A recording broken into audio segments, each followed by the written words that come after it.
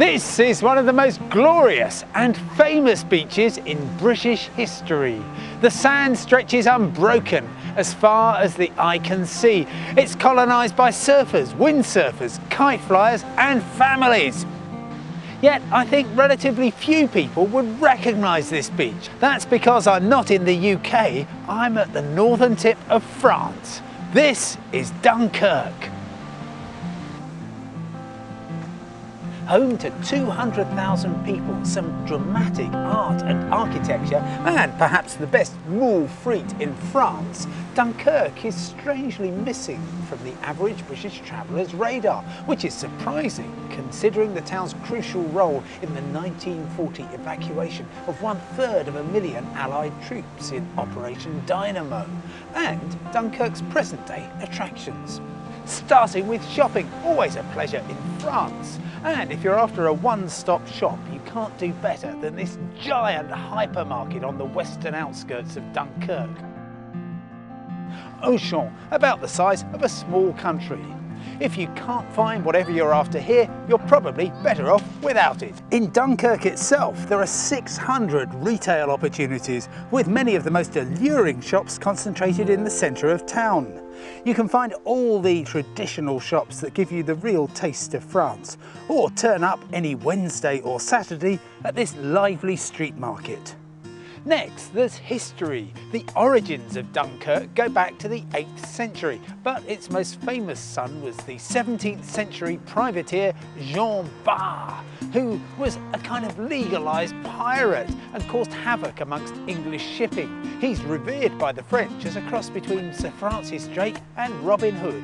And the maritime tradition is still celebrated in the shape of this beautiful three-masted schooner, the Duchesse Anne.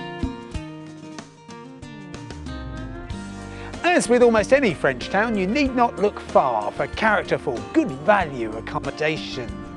Dunkerque has plenty of choice. Some hotels are overlooking the harbour, others have spectacular sea views, and there's also this one, recently refurbished and just a short walk from the centre of town.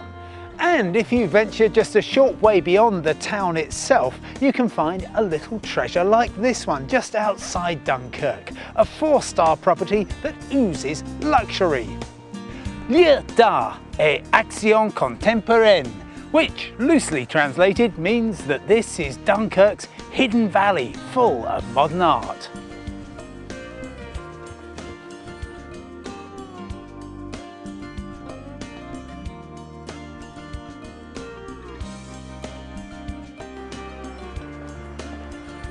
Yet just a short drive away you can find picturesque Flemish towns like this one, Berg. It feels to me a little like Bruges across the border in Belgium, just without the crowds.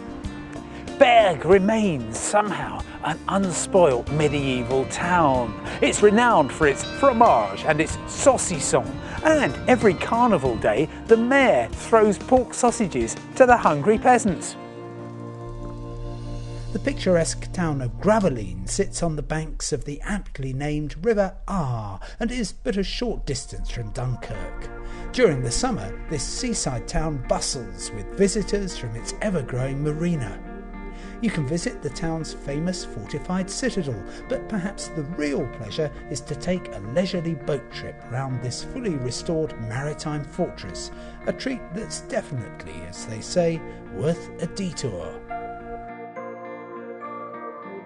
Eating out in Dunkerque can be a real adventure. There's more than 150 restaurants to choose from, and given the geographic location, you can expect a blend of classical French and Flemish cuisine, with dishes such as potjevlesh, which is easier to eat than it is to pronounce, a delicious mix of chicken, rabbit, pork and veal.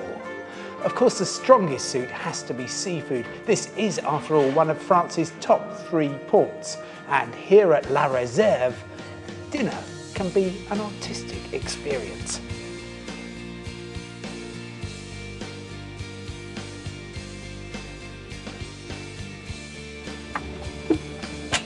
Dunkerque's location is best described as strategic. Paris is 3 hours drive due south from here, and beyond that the Mediterranean. And Dover is a mere 40 miles in that direction. less than 2 hours by ferry.